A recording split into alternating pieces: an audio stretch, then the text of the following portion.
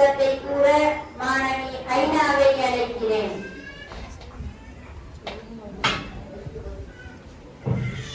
அஸ்ஸலாமு அலைக்கும் வரஹ்மத்துல்லாஹி வபரகாத்துஹு.